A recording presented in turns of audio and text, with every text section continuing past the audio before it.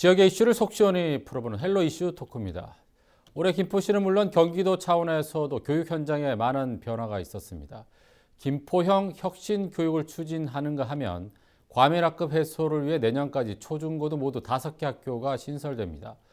고교 평준화를 위한 발걸음도 빨라지고 있는데요. 상반기 김포 교육을 전체적으로 한번 짚어보도록 하겠습니다. 오늘 함께 얘기 나눌 두 분 모셨습니다. 이기영 경기도 의원과 김포 학교를 사랑하는 학부모 모임 이혜주 사무국장께서 자리해 주셨습니다. 안녕하세요. 네, 안녕하세요. 안녕하세요. 반갑습니다. 먼저 의원님께 질문을 좀 드리겠습니다. 오늘은 교육에 대한 전반적인 얘기를 좀 짚어보려고 하는데 먼저 고교 무상급식 얘기를 좀 하겠습니다. 저도 지금 고등학교 아이가 있어서 무상급식 굉장히 관심이 많았는데 올 여름에 그 무상급식 되냐마냐 여러 가지 얘기들이 많았거든요. 근데 저는 아이가 이제 학교에서 가정통신문으로 아빠 그 무상급식을 한대라고 해서 알았는데 그 재정 분담 때문에 얘기가 많았다고 얘기를 들었거든요. 지금 어떻게 정리가 됐어요? 네, 맞습니다. 이제 고등학교 무상급식 관련 예산은 경기도교육청 그리고 경기도 일선 지방자치단체가 분담을 하기로 돼 있습니다. 근데 제일 먼저 합의가 된 것은 경기도교육청과 경기도가 50대 50으로 일단 분담을 하기로 합의를 했고요. 네. 이 경기도 분담분 50%에 대해서는 기초자치단체인 김포시나 부천시라든가 이런 부분들하고 그리고 경기도가 또 분담 비율을 정해야 되는 문제가 또 있습니다. 근데 기초에 관련 시장군수협의회에서는 경기도가 좀 더 많은 부분을 부담을 해라 이렇게 말씀하신 부분이고 경기도는 또 재정 형편상 어렵다 이렇게 지금 얘기가 나왔어요. 그래서 최종적으로 현재까지는 경기도는 전체 급식비 예산의 15% 정도를 분담하고 기초자치단체에게는 35%를 분담해 달라 이렇게 해서 지금 예산을 짜놨거든요. 근데 여기에 수긍하지 못하는 기초지방단체가 지금 여기저기 나타나고 있습니다. 이런 부분 때문에 아직까지 확정은 되지 않았지만 현장에서는 무상급식은 전면적으로 실시가 되고 있고요. 죄송한데 몇 곳 정도가 지금 5-6개 지자체가 지금 유보적인 입장을 펼치고 있는데요.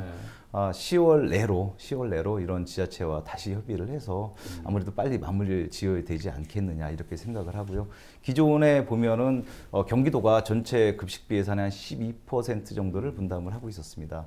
이번에 15%라면 약간 늘어난 것처럼 우리가 착시 현상은 일으킬 수 있는데 서울이라든가 인천시라든가 다른 지역에서 무상급식을 하는 사례를 보면은 광역 자치단체의 분담 비율이 지금 우리보다 훨씬 월등히 높습니다. 그래서 이런 부분들은 올해 예산을 편성하기 힘든다 그러면은 내년 예산에서 좀 더 시장군수협의회의 의견을 받아주는 걸로 경기도가 한 발짝 물러서서 교육 현장의 불확실성을 없애야 되겠다 이렇게 생각을 하고요. 올해 하반기 고등학교 무상급식에 쓰이는 재원만 지금 1,400억 정도가 잡혀 있습니다. 80일 기준으로 한 것이고요. 내년에 좀 더 이제 그 1학기부터 하기 때문에 지금 수업의 수가 늘어납니다. 180일 정도로요. 그래서 예산 규모가 더 커질 것이기 때문에 이런 교육 현장 또 무상급식에 있어서는 불확실성을 빨리 제거를 해야 된다. 이렇게 보고 있습니다. 네, 급식비가 한 달에 10만 원 안팎인가요? 저도 정확히 잘 모르겠는데 아무튼 큰 돈이 아닐 수도 있긴 하지만 학부모들 입장에서는 학원비도 들어가야 되고 여러 가지 학비가 많이 들어가기 때문에 많은 도움이 되지 않을까라는 생각이 드는데 아무튼 이 조례안은 의원님께서 올해 발의를 하셨어요. 이 같은 결과에 대해서 좀 만족하시나요? 어떻습니까? 제가 조례안을 개정안을 대표 발의해서 통과됐다는 데 상당히 기쁘게 생각하고요.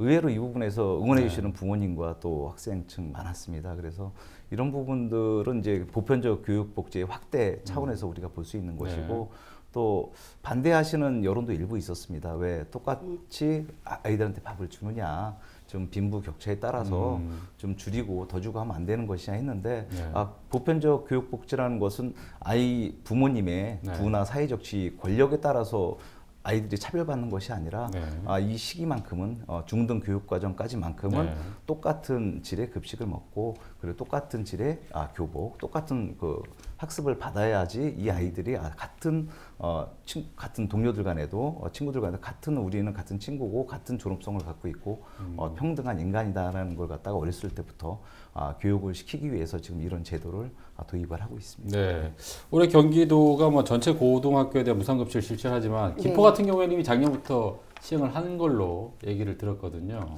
올해 9월부터 지원이 되고 있는 상태이긴 한데요. 저희 학부모들 입장에서는 시 자원이 재원이 40억 정도 줄어들었으니까 이제 그 비용이 줄어들었던 것만으로도 시민의 입장에서 학부모 입장에서 되게 감사함이 크죠. 네. 또 더군다나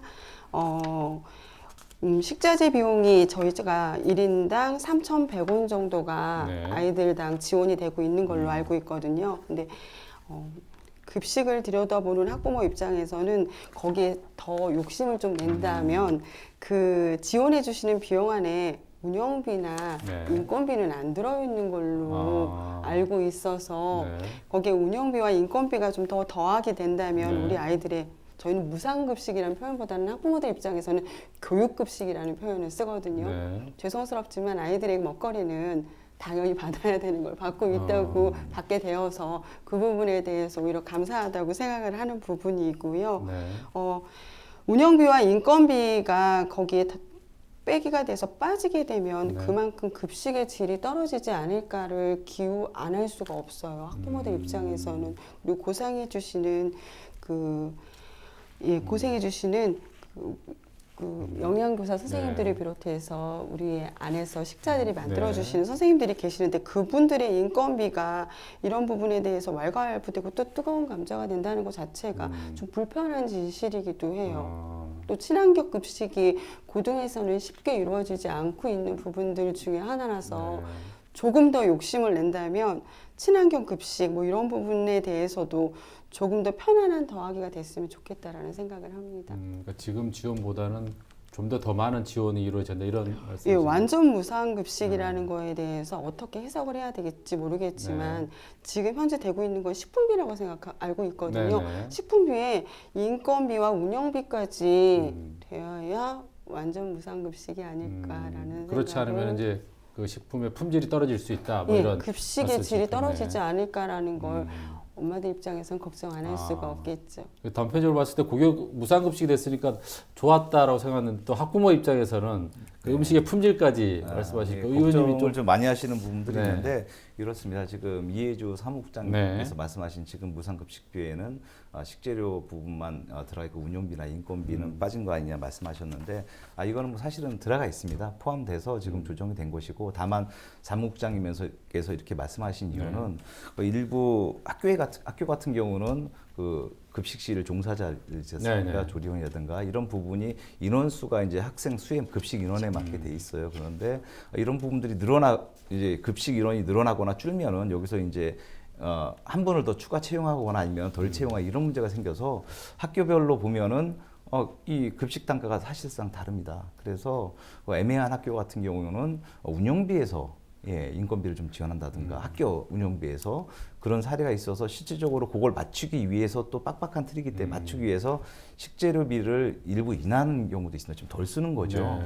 좀 차이가 있어 그런 기후를 말씀하신 거고 경기도 교육청이나 우리 경기도의회에서는 이런 부분에 대한 민원을 이미 접수를 했기 때문에 2학기부터는 학교별 경기도 교육청 내 전체 학교별 식재료비라든가 이런 걸 다 검사를 해서 좀 개선안을 지금 내놓고 지금 2학기부터는 시행에 지금 들어가고 있습니다. 뭐냐면은 과도하게 운영비를 많이 쓰는 학교나 이런 실태 조사를 해서 지역별 편차가 상당히 컸었거든요. 그동안 특정 시군 같은 경우는 급식 단가가 5,000원이 넘는 데도 있었고 어디는 4,000원대 초반이 있었단 말이죠. 그래서 이런 부분들을 갖다가 좀 조정을 했습니다. 이번 2학기부터는. 그래서 아무래도 그 조정한 게 시행 결과가 나오면은 지금 학부모 단체라든가 이해주 사무국에서 우려하는 부분이 좀 해소가 되지 않을까 이렇게 보고 있습니다. 알겠습니다. 급식 문제는 뭐 이렇게 마무리하고요. 고교 평준화 문제, 김포도 경기도 몇 안 되는 비평준화 지역인데 지금 뭐 평준화에 대한 여론이 뭐 뜨거운 것 같아요. 평준화 절차 지금 어떻게 진행되는 건가요? 지금 현재 가장 중요한 것은 지역의 여론입니다. 여건 인프라도 중요할 수 있겠지만 그래서 올 초에 고교 평준화 추진한 지가 김포 한 6년 됐지만 올 초에 비로소 이제 한강 신도시 주민들 위주로 해서 17,000명 넘는 서명이 작성됐고 4월에 경기도 교육청이 같이 함께 제출을 했습니다.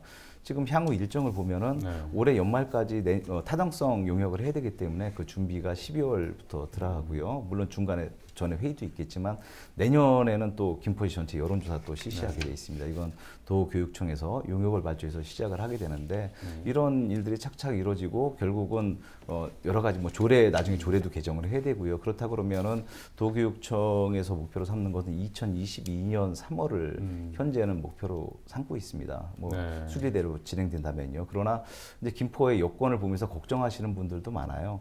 예를 들면은 김포가 좀 긴 모양인데 네. 고천풍무 4호동의 학생들이 하성이나 아니면 양촌읍, 뭐 마송, 통진까지 배정받는 거 아니냐 이런 우려가 있으시기 네, 때문에 지역별 고등학교 완성학급 수라든가 수용 가능 인원 그리고 또 교통 체계의 개선, 대중교통 개선 이런 부분을 먼저 한번 선결을 하고 그리고 진행을 해야 되지 않느냐. 물론 이 안들이 전부 다 용역안에 담길 것입니다. 그리고 특히나 한강 신도시 같은 경우는 과밀한 그 문제가 상당히 대두되어 있습니다. 그리고 440명 정도의 현재 기준 440명 정도의 학생들이 한강 신도시 내 학교로 진학을 못하게 돼 있습니다. 현재로 보면은 이런 부분들은 차후에 말씀드리겠지만 한강 신도시 내에 고등학교 유휴부지가 2군데 있습니다. 그래서 고교평준화 타당성 용역을 추진하면서 함께 그 대안으로 고등학교 신설까지도 검토를 하고 있습니다. 아, 얘기가 나왔으니까 지금 과밀학급 굉장히 심각하지 네. 않습니까? 네. 학교 증설하고 신설 계획 좀 추가적으로 얘기를 좀 해주시죠. 네, 학교 신설 계획을 보면은 일단 그 소규모 택지 개발 지구에 네. 초등학교, 중학교 포함해서요. 신도시도 이번에 포함이 됐습니다만은 5개가 일단 2021년까지 개교를 한다. 20년까지요. 네. 이렇게 잡고 있고요. 그리고 증개축한 학교도 많습니다. 왜냐하면 한강 신도시 같은 경우는 특히나 교육용지 확보가 이미 끝난 상황에서 학생 수요가 많기 때문에 이런 학교들은 빈 용지가 있으면 먼저 학교로 개선을 추진을 하고요. 그리고 이런 학교들은 어쩔 수 없이 이제 학급을 증설하는 그런 노력을 하고 있습니다. 특히나 한강 신도시 같은 경우는 이제 구례동과 운양동 지역의 과밀학급 문제가 상당히 큽니다. 네.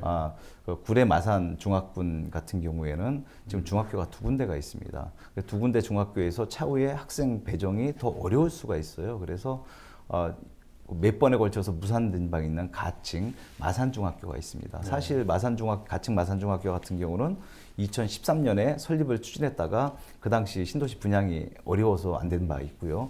2017년 그리고 또 올해 2월에도 또 경기도교육청 투자심사 받았는데 보류가 된 바 있었는데 경기도 교육관과 그리고 저와 그리고 교육청이 협의를 해서 해결하고자 해서 4월 달에 통과가 됐고요, 경기도는. 그리고 9월 26일 날 어제 제가 바로 통보를 받았는데 교육부 중앙투자심사를 무난히 통과했다는 네. 통보를 받았습니다. 그래요. 예. 자, 부모 입장에서는 굉장히 비좁은 학교에서 우리 아이가 공부하는 건 굉장히 이제 불편할 텐데 이런 뭐 증설 계획이 나왔는데 어떻습니까? 일단은 많이 감사하고 긍정적인 상황인데요. 학부모들 입장에서 이제 걱정하는 부분은 증설을 추진할 경우에는 우리 아이들이 공사장 학교에서 현재 시점에 재학생 아이들은 또 수업을 해야 되는 거 아니냐. 뭐 기타 등등 아무리 많이 좋은 여건이라도 당장 우리 아이가 1학년인데 이거 그 동안의 학습 환경 자체가 나쁜 거 아닌가 이거에 대해서 전혀 배제하고 갈 수 있는 부분은 또 아니겠죠. 감사한 만큼도 이제 그런 거에 대한 걱정이 많이 될 것이면서요. 또 신설 학교를 많이 추진 예정이신 걸로 알고 있는데 현재 1학년 아이들, 초등 1학년 아이들이 그 신설 학교에 입학하려면 기간이 굉장히 좀 많이 걸리잖아요. 그럼 우리 아이가 여기에 해당이 가능할지 그것도 걱정을 안 할 수 없는 부분의 하나고 학부모 입장에서는 새로운 학교와 그리고 이 증설만큼이나 고민하는 부분들 중에 하나가 1인당 학급 인원수예요.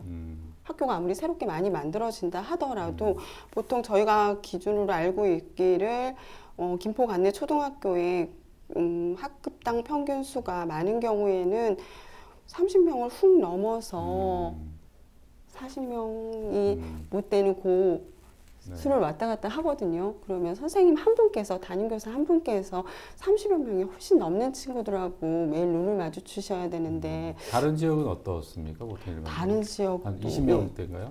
그렇게까지는 아니어도 이 30명이 훨씬 넘어서 40명에 가까운 아이들을 감당하시기에는 김포 학부모들 입장에서는 아무래도 불만이 전혀 없다고는 할 수는 없겠죠.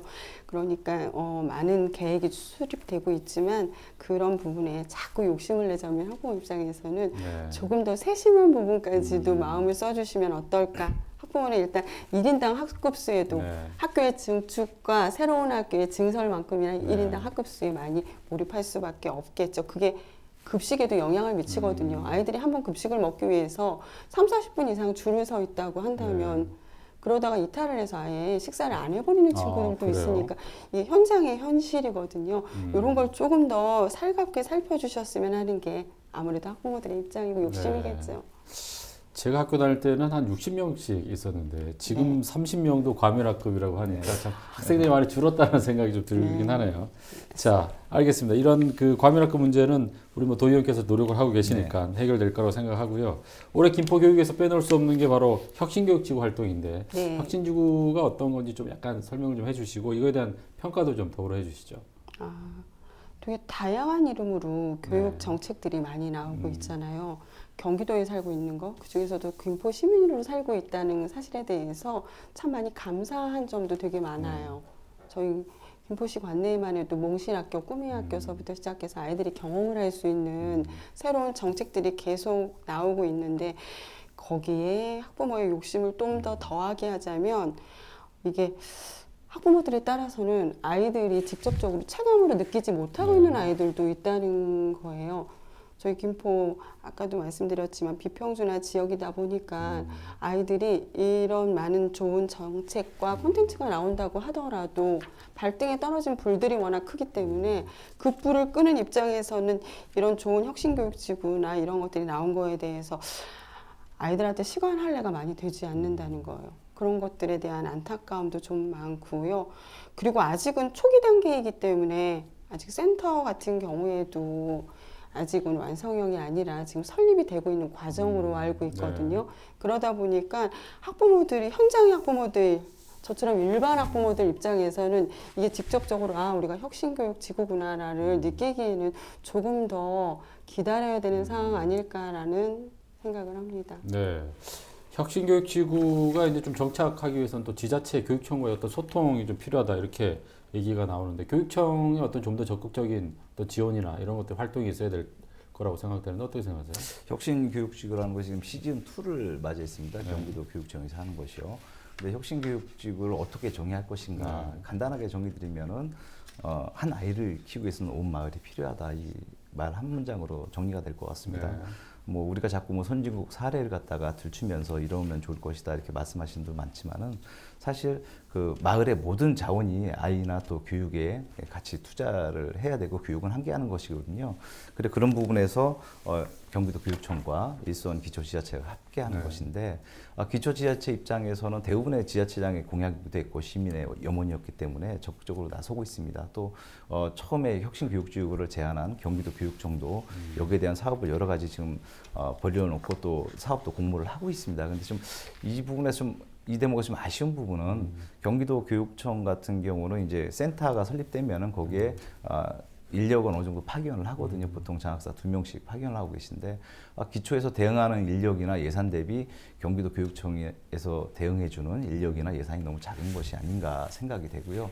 약간 오히려 소극적일 수 있다.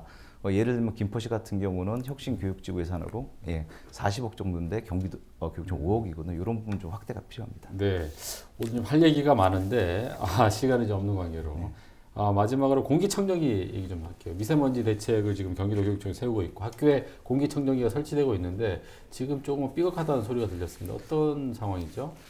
그 대부분의 학교에 지금 공기청정기 구입 예산이 다 내려가 있는 상황입니다. 그래서 학교별로 공동 구매라든가 개별 구매 이렇게 추진을 하고 있었는데요. 학부모님께서 좀 이 성능에 대한 그 문제점이나 의구심이 많으셨어요. 그래서 조달 등록된 물건 그 공기 정화 장치를 대상으로 전수조사를 했습니다. 근데 뭐 많은 부분에서 지금 성능을 만족하지 못하는 것이 아니냐 이런 부분이 나왔기 때문에 거기에 대한 일단 대안을 지금 세우는 중이고요. 또 일단 배정된 예산으로는 공기 정화기를 임대하는 방안도 지금 고려를 하고 있습니다. 알겠습니다. 다음에 기회가 되면 이 문제는 다시 한번 우리 의원님 초대해서 말씀 좀 나눠보겠습니다. 자, 우리 끝으로 사무국장님 김포 교육에 대한 뭐 바람이 있다면 얘기 좀 해주시죠.